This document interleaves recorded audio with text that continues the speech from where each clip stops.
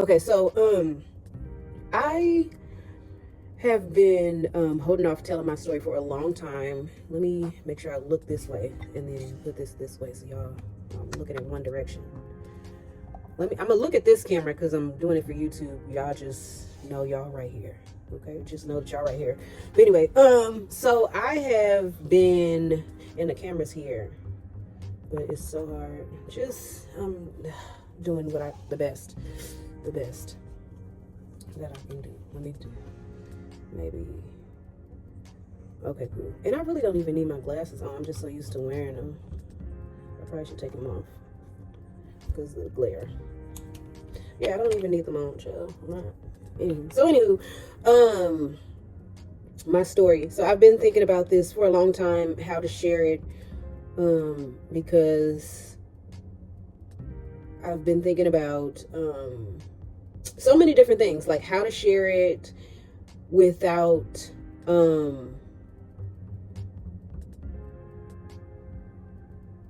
without making my family look as careless as they are. And I'm using nice words. I'm using nice words. And also I didn't want to share my story in a space where I was just really enraged. Now, when it comes to healing, I think from some things, I don't think you can fully be healed. You can always work on it, work at it, but as life goes on and you experience different things in life, different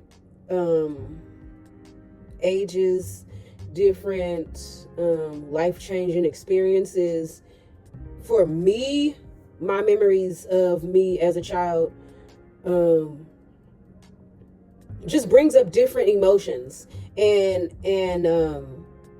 the space where I'm at right now, I will be 38 this month. It's March, so I'll be 38 at the end of this month. And I forgot, child, got on a white shirt and I got on makeup. I don't want to mess it up. But anyway, I don't have any children, right? But if I do have children, obviously the abuse that I've experienced as a child will affect how I am as a parent. So that's what I mean by like the different things that you go through in life. You can quote unquote say that you're healed, go through many years of counseling and all of that, but the abuse that you've experienced, it still shows up. And it's crazy because my memory blocks out a lot of it, but there are memories that I have that are crystal clear, that I can remember before I experienced the abuse. So, and I'll give you the example. And me telling my story I'm probably going to jump everywhere. So if you one of those people that's like, oh my God, this is everywhere, just exit. I'm also in a space in my life. I need my comb because all these little flyways are sending me. I'm also in a space in my life where I don't care if people so much understand me. I'm sharing my story because I want to share it. I'm not going to sugarcoat things because people is like too critical for me. I'm over it. And like I said, I prayed about it, and I'm sharing it because this might help somebody. But even if it don't, it's a part of my healing for me. So, for example, before I get into the story, for example, and this is one of the reasons why I think I might have been, this is one of the reasons why I believe that my abuser felt comfortable enough to abuse me.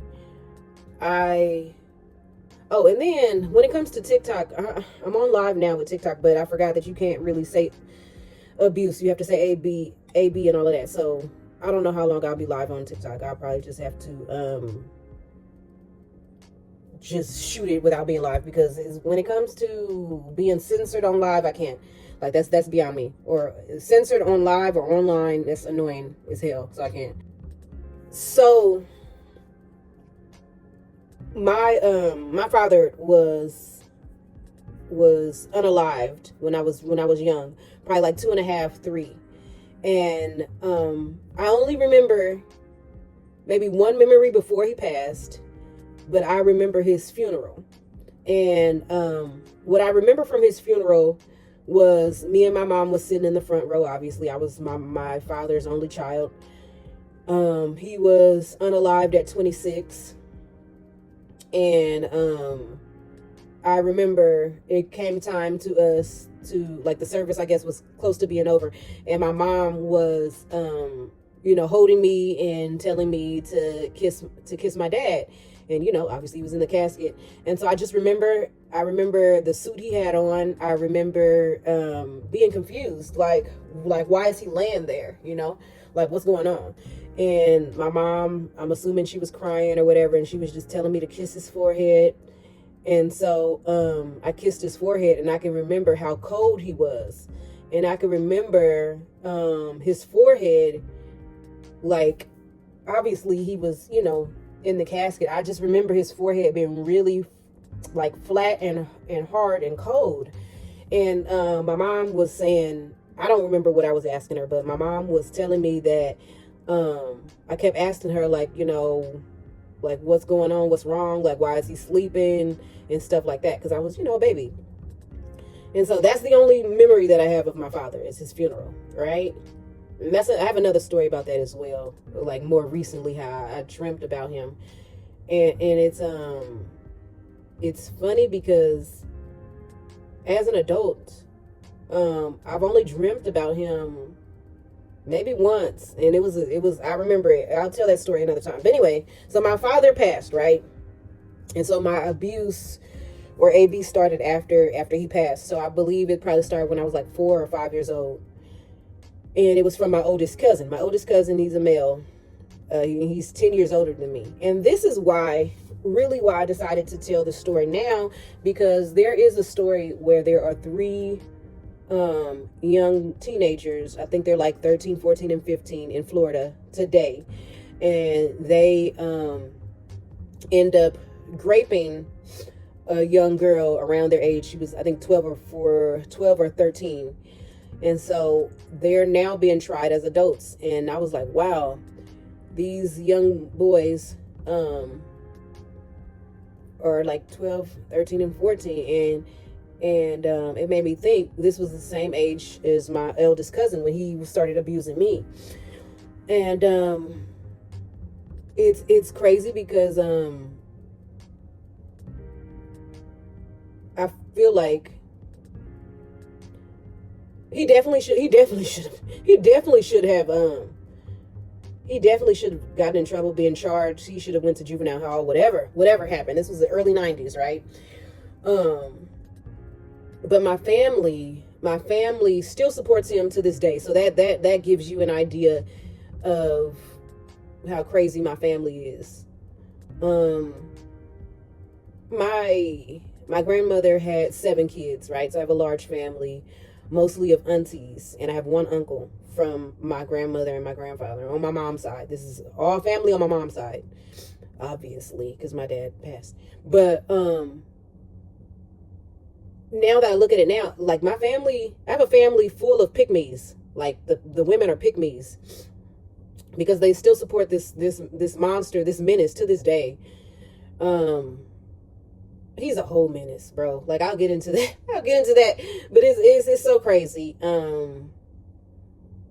And the other part that I found out 4 years ago, that he also AB'd other children in the neighborhood and family friends. And I just found this out as an adult.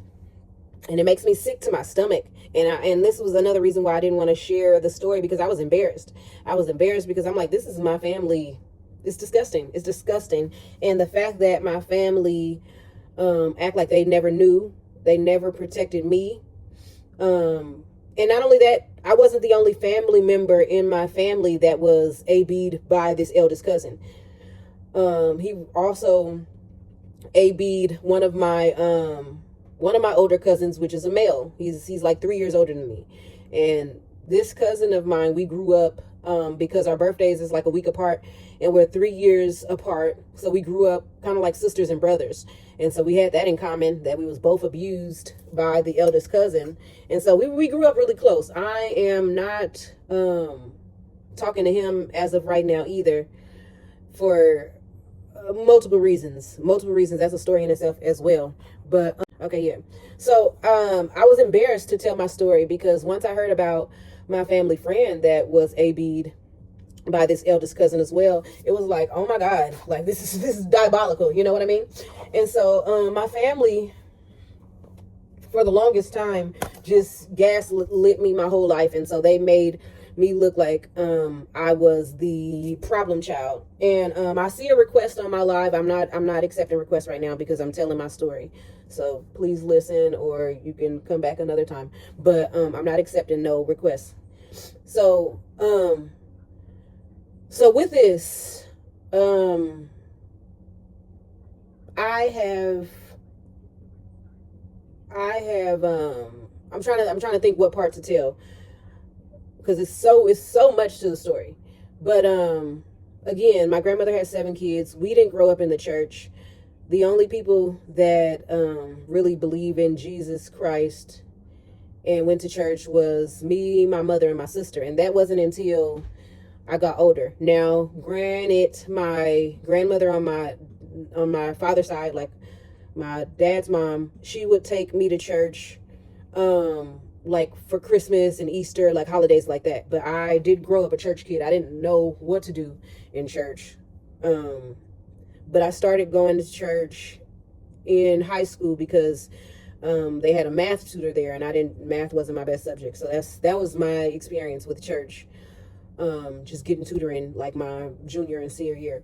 And so, but with that, my friends that I grew up with is in school and high school and stuff, my group of friends that I had, they were church girls or whatever. So, so that was that. But my point of saying that is, growing up with my cousin, although he did AB me when I was younger, I forgave him. Like I didn't grow up hating him, because he was someone that I trusted. And that's what happens when it comes to people when they AB people. It's always somebody close to you, someone that you trust, because that's how they get in. It starts off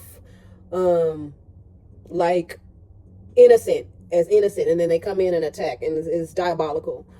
I can remember because my eldest cousin was 10 years older than me. I grew up in Berkeley, California, the borderline of Oakland. And so when I was in elementary going to Washington, the elementary was literally across the street from Berkeley High. And so at the time, my aunt and my cousin stayed in the same apartment that I grew up in Berkeley. And so he would walk me to school to go to Washington, and then he would go to high school, to Berkeley High. And so it was, obviously somebody I trusted or whatever. And this was even after me being AB'd and all of that. And so like I said, it's just crazy to know that he was also AB'ing my male cousin as well. And my eldest cousin is he presents himself as a heterosexual male, but he definitely goes both ways, obviously. And he's one of those type of guys that spews a lot of homophobic jokes. Like, he's always joking and teasing people that are of the alphabet community. And it's like, sir, you're the main one that's leading the pack, which is diabolical. He's probably a bender. He's probably a bottom. Like, it's just ridiculous.